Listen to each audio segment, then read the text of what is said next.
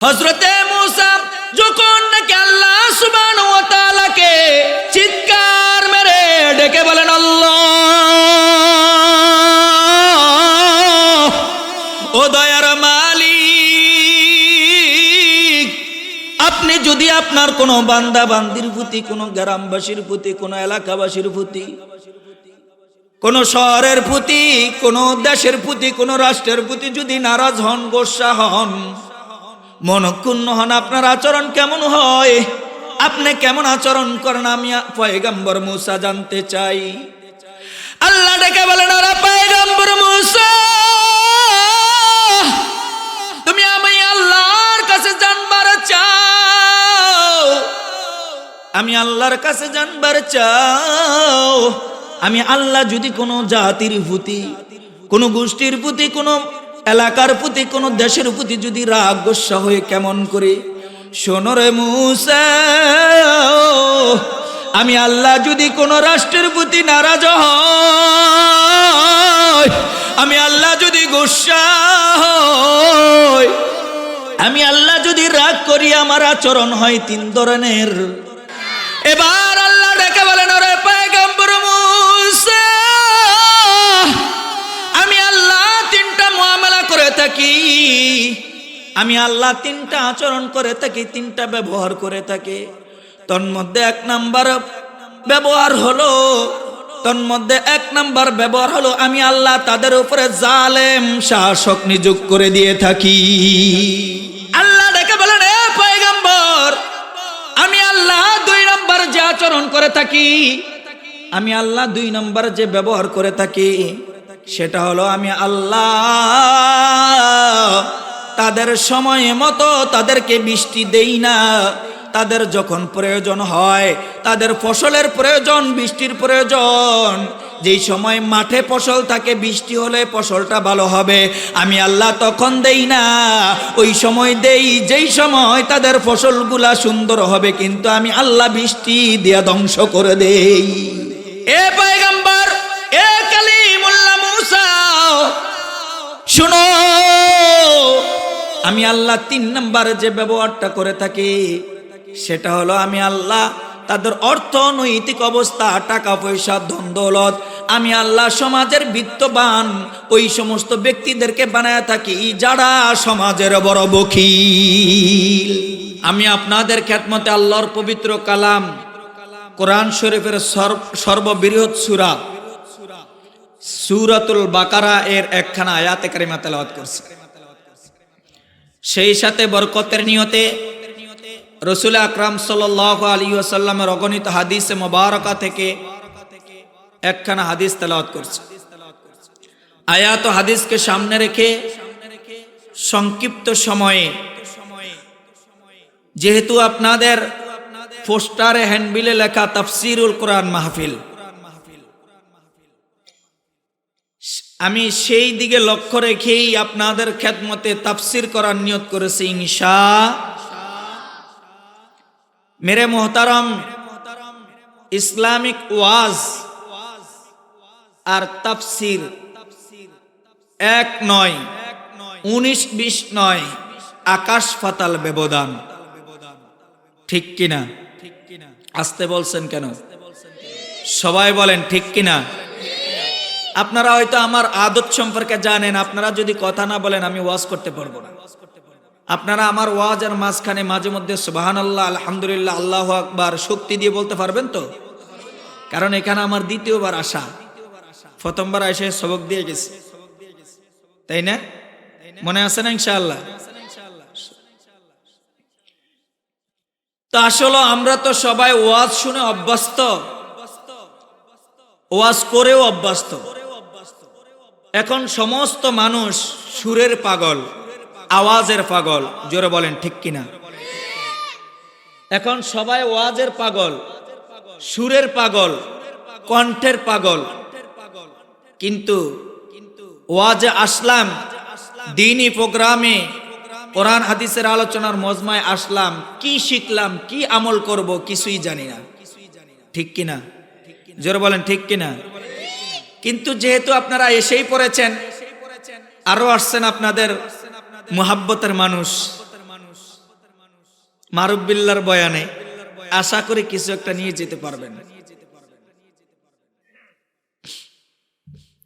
মেরে মোহতারাম আজিজ, আমি কোন প্রকার ভূমিকা ছাড়াই আমার আয়াতে কারিমার দিকে চলে যাব, যেহেতু আমার সময় কম। আল্লাহ বলেন, ইয়া বনি ইসরাঈল আযকুরু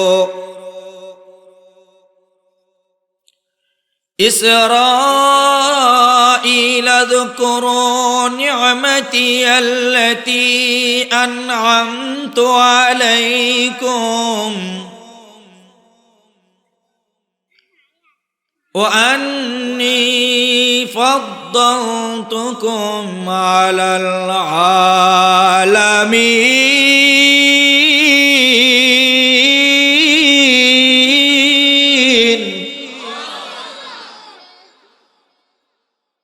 আল্লাহ বলেন, ইয়া বনি ইসরাঈল, হে বনি ইসরাঈলেরা, পৃথিবীর বুকে আপনি আর আমি অর্থাৎ হুজুর আকরাম সাল্লাল্লাহু আলাইহি ওয়াসাল্লামের উম্মতের পূর্বে একটা উম্মত ছিল, একটা জাতি ছিল, যে জাতির নাম হলো বনি ইসরাঈল। শুনছেন? জোরে বলেন, শুনছেন? আল্লাহ পাক ওই বনি ইসরাঈলদেরকে ডাকছেন। তবে বনি ইসরাঈলকে ডেকে আপনাকে আমাকে এর থেকে সবক গ্রহণ করার জন্য বলেছেন। বলেন সুবহানাল্লাহ। আল্লাহ ডেকে বলেন, ইয়া বনি ইসরাঈল, এই সামনের কচি কাঁচা বাচ্চারা খামোশ, একদম চুপ, কথা বলা যাবে না, ঠিক আছে? আল্লাহ ডেকে বলেন, হে বনি ইসরাঈলেরা, উযকুরু নি'মাতি আল্লাতী আন'আমতু আলাইকুম, আমি আল্লাহ তোমাদেরকে যে নিয়ামত দান করেছি, আমি আল্লাহ তোমাদেরকে যত প্রকার নিয়ামত দান করেছি, আমি আল্লাহর ওই নিয়ামতের স্মরণ করো। জোরে কোন সুবহানাল্লাহ। কেন নিয়ামতের স্মরণ কেন করব? এই জন্য করব, আল্লাহ ভিন্ন আয়াতে বলেন, লা ইন শাকারতুম লাযীদান্নাকুম ওয়া লা ইন কাফারতুম ইন্না আযাবি লাশাদীদ। আরো জোরে বলেন আল্লাহু আকবার। জবান খোলা আওয়াজ করে বলেন আল্লাহু আকবার।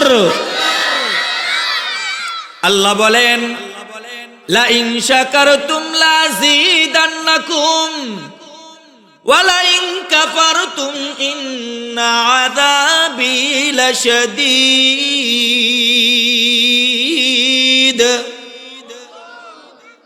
আল্লাহ বলেন, লা ইন শাকারতুম লাযীদান্নাকুম,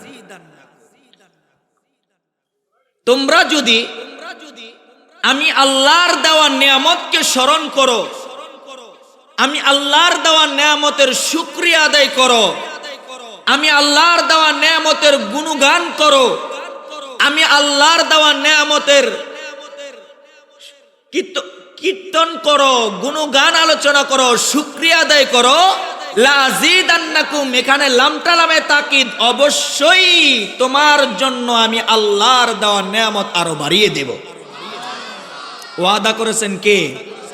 আরো জোরে বলেন কে?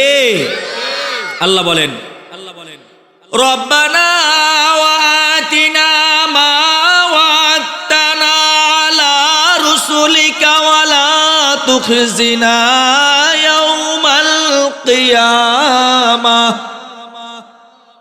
ইন্নাকা লা তুখলিফুল মিআদ।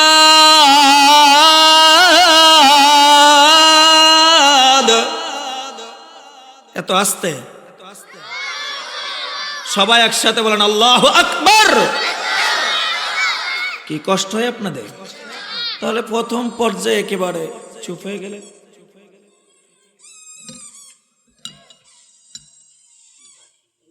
আল্লাহ বলেন আমি আল্লাহর দেওয়া ওয়াদা চিরসত্য। সুবহানাল্লাহ।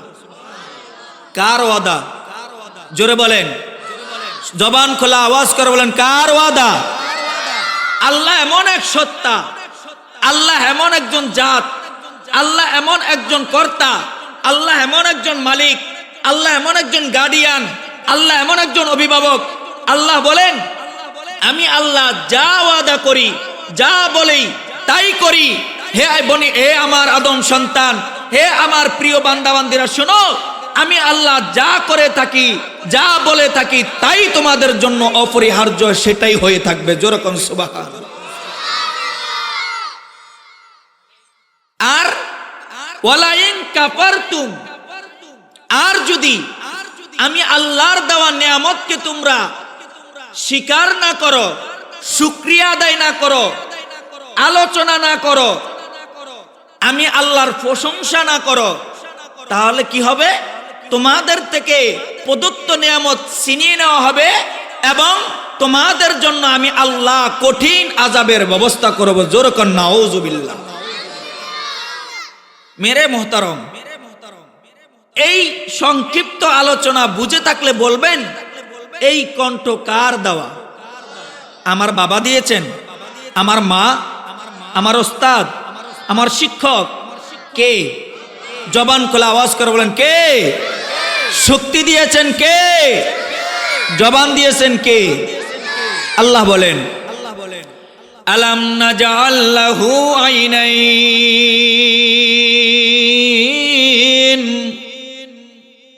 ওয়া লিসানান ওয়া শাফাতাইন।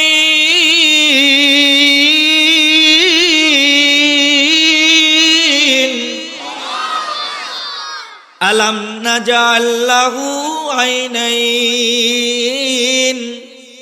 এরে গোলাম, এই চক্ষু তোমার বাবা দেয় নাই, এই চোখ তোমার মা দেয় নাই, এই চোখ তোমার দাদা দেয় নাই, নানা দেয় নাই, এই চোখ তোমার শিক্ষক দেয় নাই, তোমার ওস্তাদ দেয় নাই, তোমার গার্ডিয়ান দেয় নাই, দিয়েছেন একজন। তিনি কে?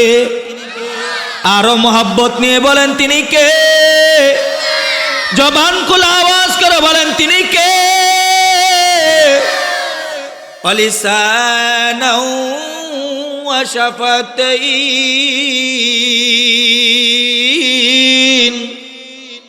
আল্লাহ বলেন এ গোলাম, আমি আল্লাহ তোমাকে বলার মতো শক্তি দিয়েছি, বলার মতো তোমাকে দুইটা ঠোঁট দিয়েছি, কথাটা উচ্চারণ করার মতো আমি আল্লাহ তোমাকে জিহ্বা নামক নিয়ামত দান করেছে। জোরে কোন সুবহানাল্লাহ। দিয়েছেন কে? আল্লাহ বলেন হে বনি ইসরাইল, তোমরা আমি আল্লাহর দেওয়া নিয়ামতের শুকরিয়া আদায় করো, নিয়ামতের আলোচনা করো, নিয়ামত স্মরণ করো। বনি ইসরাইলকে আল্লাহ কি কি নিয়ামত দিয়েছেন? তাফসীরের কিতাবের ভিতরে বনি ইসরাইলের অসংখ্য নিয়ামতের কথা রয়েছে। আমি সকল নিয়ামতের কথা আলোচনা করব না, শুধুমাত্র বুঝানোর জন্য উপমা হিসাবে কয়েকটা দিয়ে যাই। এই জমিনের নিচে, আসমানের নিচে, জমিনের উপরে যত মানুষ রয়েছে, সমস্ত মানুষ বর্তমানে যারা আছে, আখিরি জমানার পয়গম্বরের কোন উম্মত একথা বলতে পারবে না যে দুনিয়াতে থাইকা জান্নাতে খাবার খেয়েছে। আপনারা বলতে পারবেন? হুজুর সাল্লাল্লাহু আলাইহি সাল্লাম কোন উম্মত আছে এরকম? নাই। কিন্তু বনি ইসরাইল এমন একটা জাতি, বনি ইসরাইল আল্লাহর এমন এক গোলাম, যেই গোলামদেরকে দুনিয়াতে থাইকা, দুনিয়াতে অবস্থান করে আল্লাহ জান্নাতের মান্না সালোয়া নামক নিয়ামত খাওয়াইছে। এটা ছোটখাটো নিয়ামত? সবাই বলেন ছোটখাটো? অনেক বড়। আর বলেন না অনেক বড় না?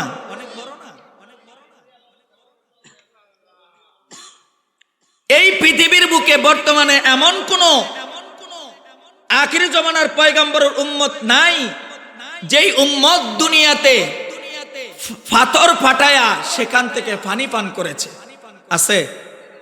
কিন্তু বনি ইসরাইল এমন একটা জাতি, বনি ইসরাইল এমন একটা গোষ্ঠী, আল্লাহ তাদেরকে এত এত নিয়ামত দান করেছেন, যে তাদেরকে দুনিয়াতে পাথর ফাটায়া আল্লাহ তাআলা তাদেরকে পানি পান করানোর মতো ব্যবস্থা করেছেন। এই বনি ইসরাইল এমন একটা জাতি, আল্লাহর এমন গোলাম, আল্লাহর এমন বান্দাবান্দি যে তাদের জন্য আল্লাহ তাআলা সমুদ্রের ভিতরে 12টা রাস্তা তৈরি করে দিয়েছেন। এই বনি ইসরাইল এমন একটা জাতি, এই বনি ইসরাইল এমন একটা গোষ্ঠী, আল্লাহর এমন পাগল পারা বান্দাবান্দি যাদের জন্য ময়দানে তিহের ভিতরে 40 দিন পর্যন্ত প্রচন্ড রৌদ্রের মধ্যে মেঘমালা দিয়ে আল্লাহ তাআলা ছায়া দান করেছেন। এই সবগুলা নিয়ামত যে আমি আলোচনা করলাম, বুঝে থাকলে আওয়াজ করে বলবেন ছোট নিয়ামত? সবাই বলেন না বড় নিয়ামত? কত বড়? সবাই বলেন কত বড়? এই চাচা জবান খোলে না, কিও কাকা কষ্ট হয়? ছোট নিয়ামত না বড় নিয়ামত? কত বড়? অনেক বড়। এরকম হাজারো প্রমাণ আছে, এরকম অনেক ঘটনা আছে। আমি বলতে গেলে, সেই দিকে গেলে আমার বলার যেটা উদ্দেশ্য ছিল সেটা বলতে পারবো না। খারাপ লাগে? চলবে ইনশাআল্লাহ। এই বনি ইসরাইলদেরকে আল্লাহ তাআলা ডেকে বলেন, ইয়া বনি ইসরাইল, হে বনি ইসরাইলেরা, উযকুরু নি'মাতাল্লাহি আলাইকুম ইয কুনতুম আদাআন। আল্লাহ তাআলা ভিন্ন আয়াতে বলেন, হে বনি ইসরাইল, তোমাদেরকে আমি আল্লাহ যে নিয়ামত দান করেছি ওই সমস্ত নিয়ামতের কথা কি করো? স্মরণ করো।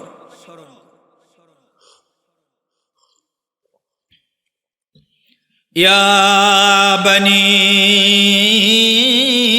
ইসরাইল আযকুরু নি'মাতাই আলাইকুম ওয়া আন্নী ফাদ্দালতুকুম আলাল আলামিন।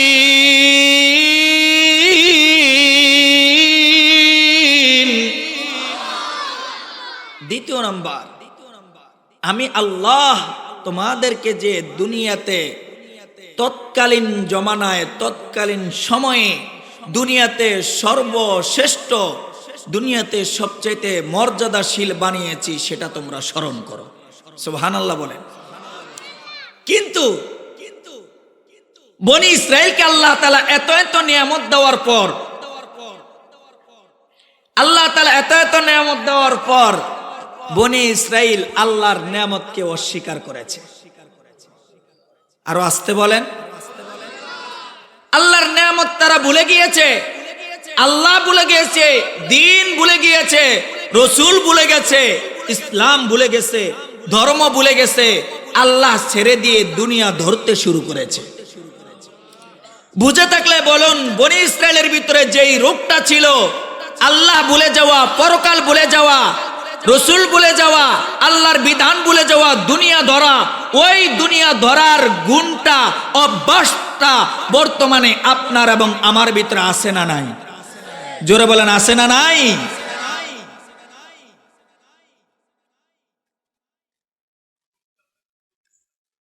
যখন নাকি বনি ইসরাইল আল্লাহর দেওয়া সমস্ত নিয়ামতকে অস্বীকার করতে শুরু করলো, আল্লাহর নিয়ামতকে ভুলে গেল, আল্লাহ ভুলে গেল, রসুল ভুলে গেল, দ্বীন ভুলে গেল, হাসর নাসুর ভুলে গেল, আল্লাহর এত এত নিয়ামতের কথা ভুলে গেল। আল্লাহ তখন তাদের প্রতি রাজি এবং খুশি। জোরে বলেন, রাজি এবং খুশি। আল্লাহ বেজার, আল্লাহ বেজার, আল্লাহ রাগ, আল্লাহ গোসা। এর উপস্থিত জনতা বুঝে থাকলে বলুন, বনি ইসরাইলটা যেই রোগের ভিতরে আক্রান্ত হয়ে গেছে, আজকের তামাম পৃথিবীর প্রায় 200 কোটি মুসলমান ওই রোগে আক্রান্ত হয়ে আছে না নাই? আরো জোরে বলেন, আছে না নাই? হযরতে মূসা আল্লাহ নবী আলাইহিস সালাতু ওয়াস সালাম একবার আল্লাহকে প্রশ্ন করলেন, ওগো আল্লাহ,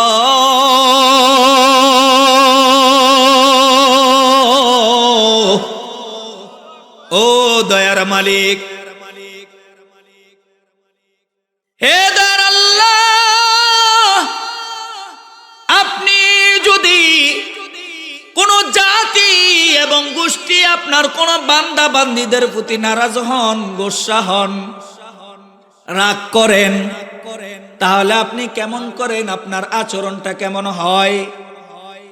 হযরত মূসা কাকে প্রশ্ন করছেন? জবান খুলে বলেন, সবাই বলেন।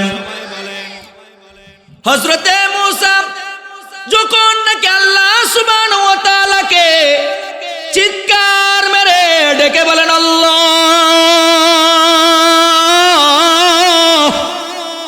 ও দয়ার মালিক, আপনি যদি আপনার কোন বান্দা বান্দির প্রতি, কোন গ্রামবাসীর প্রতি, কোন এলাকাবাসীর প্রতি, কোন শহরের প্রতি, কোন দেশের প্রতি, কোন রাষ্ট্রের প্রতি যদি নারাজ হন, গোসা হন, মনক্ষুণ্ণ হন, আপনার আচরণ কেমন হয়?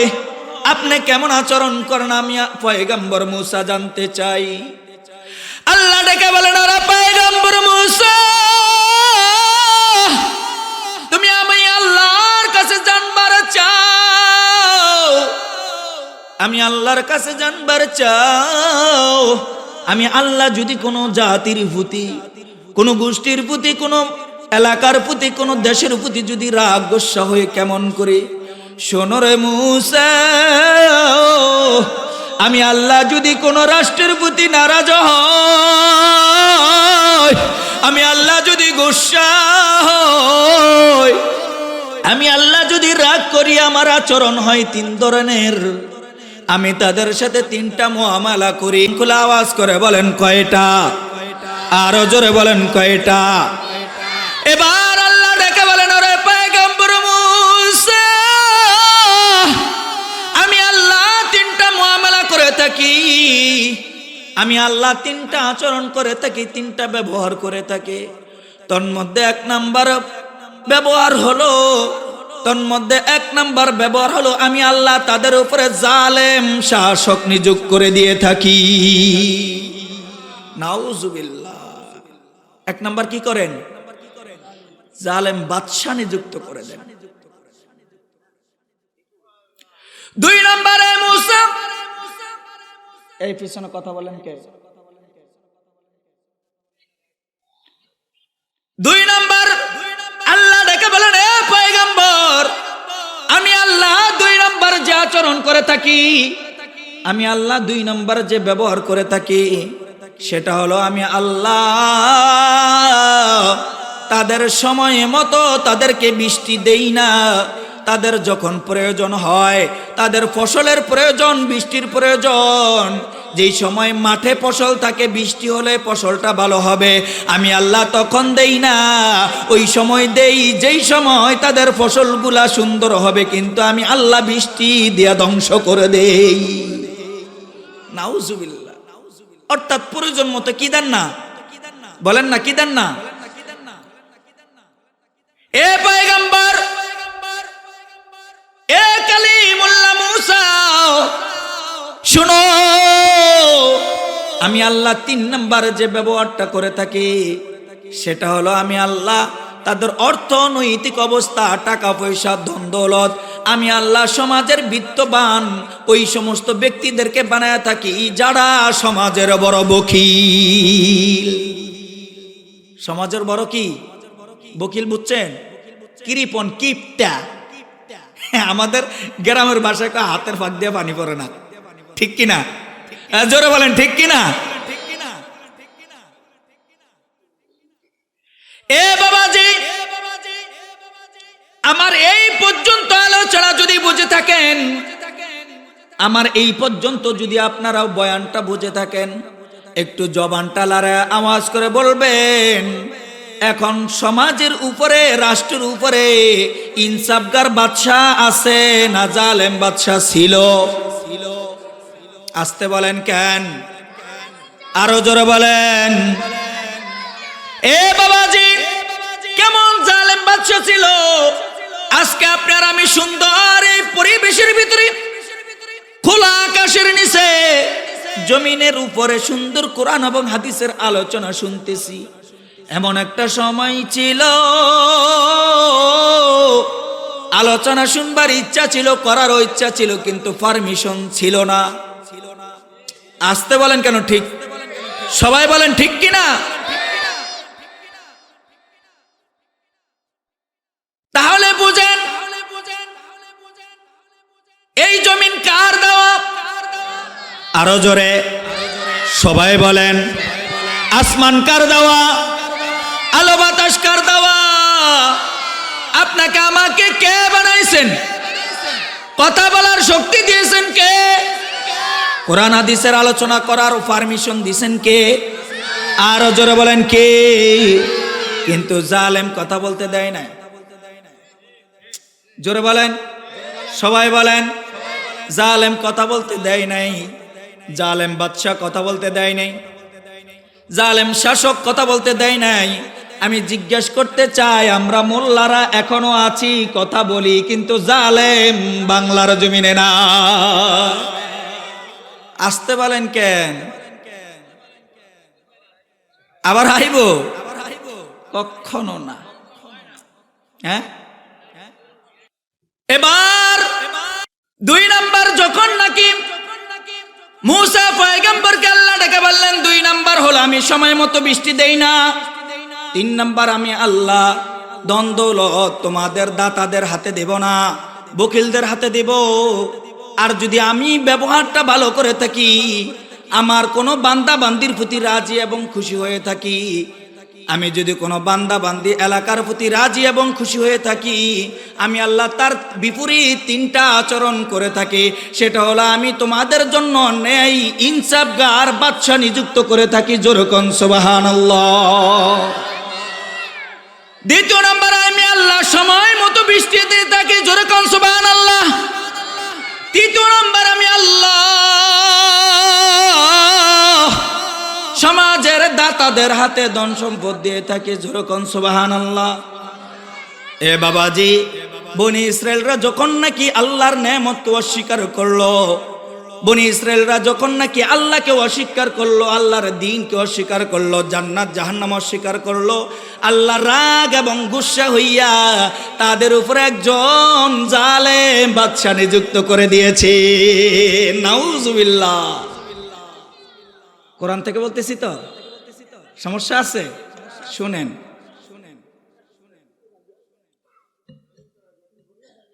যখন নাকি বনি ইসরাইল আল্লাহ বলতে শুরু করলেন, ইসলাম বলতে শুরু করলেন, নবীদের দাওয়াত বলতে শুরু করলেন, কোরআন হাদিসের আলোচনা বলতে শুরু করলেন, জান্নাত জাহান্নাম বলতে শুরু করলেন, আল্লাহকে অস্বীকার করতে শুরু করলেন, আল্লাহ পাক তাদের উপরে রাগ এবং গুসা হইয়া একজন জালেম বাদশা নিযুক্ত করলেন।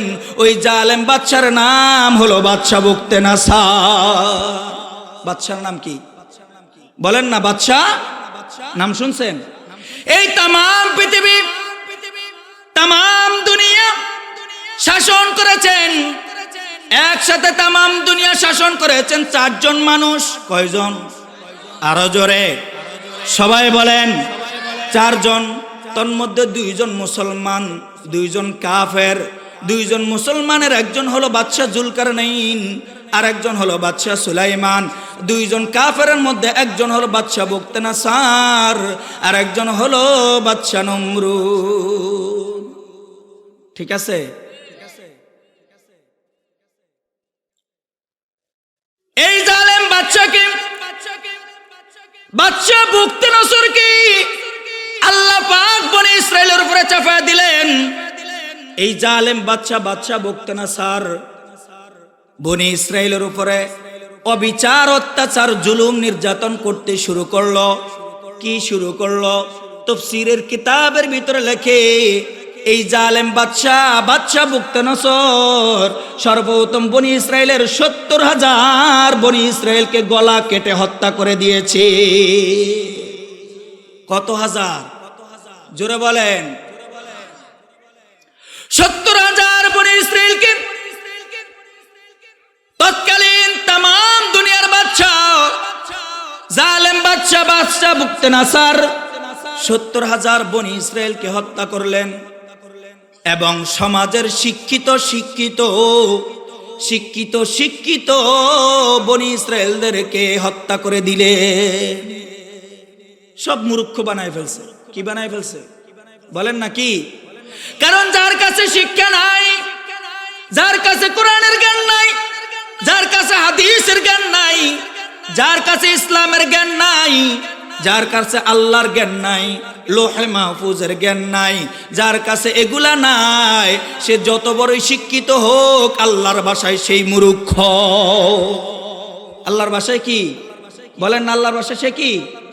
আমার কথা না, আল্লাহ বলেন কুল হাল ইয়াস্তাবিল্লাযীনা ইয়ালামুন ওয়াল্লাযীনা লা ইয়ালামুন।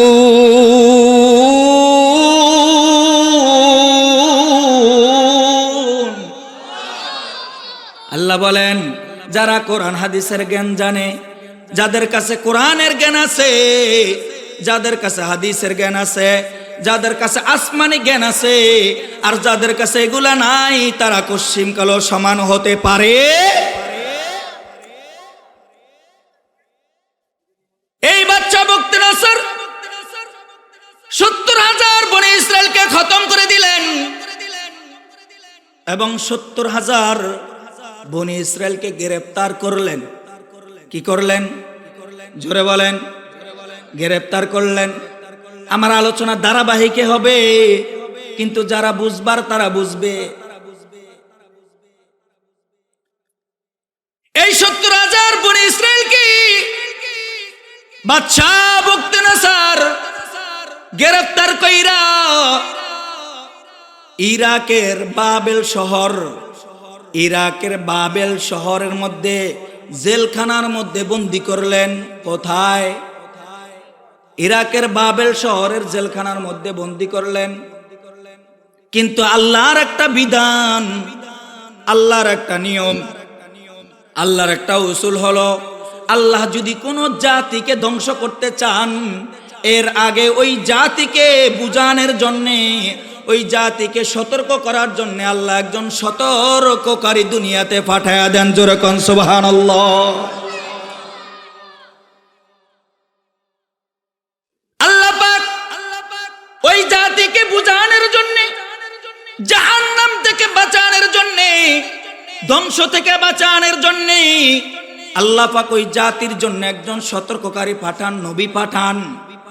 এ বাবাজি, বুঝে থাকলে বলুন, পৃথিবীর বুকে কিয়ামত পর্যন্ত আর কোন নবী আসবে? আরো আসতে বলেন, সবাই বলেন, আসবে কোন নবী? নবুয়তের দরওয়াজায় আখিরে জমানার পয়গম্বর তালা মেরে, নবুয়তের দরওয়াজায় আখিরে জমানার পয়গম্বর আপনার আমার নবী নবুয়তের দরওয়াজায় তালা মেরে এসেছেন। আর কেউ কিয়ামত পর্যন্ত নবী হয়ে আসতে পারবে? জোরে বলেন। যদি কেউ নবী বলে দাবি করে, সে নবী না টাটকা শয়তান। জোরে বলেন। এ বাবাজি, দিনে দিলের কানটা লাগায় শুনো রে বা, ও বৃদ্ধা বাবা, ও পর্দার আলের মা, এরকম মজবা কিন্তু দৈনিক বসবে। জোরে বলেন। মাসকে মাস চলবে, সপ্তাহকে সপ্তাহ, শুধুমাত্র 3 দিন হবে রে বাবা। কেন ভাই এই মাহফিলটা হইতেছে? কান সুখ করার জন্য নয়, যাতে করে এই মাহফিল থেকে আপনি আর আমি কিছু সবক গ্রহণ করতে পারি, শিক্ষা গ্রহণ করতে পারি। ওই শিক্ষা অনুযায়ী যদি আমল করি, হতে পারে আল্লাহ এটা আপনার আমার নাজাতের উসিলা বানায়া দিবে।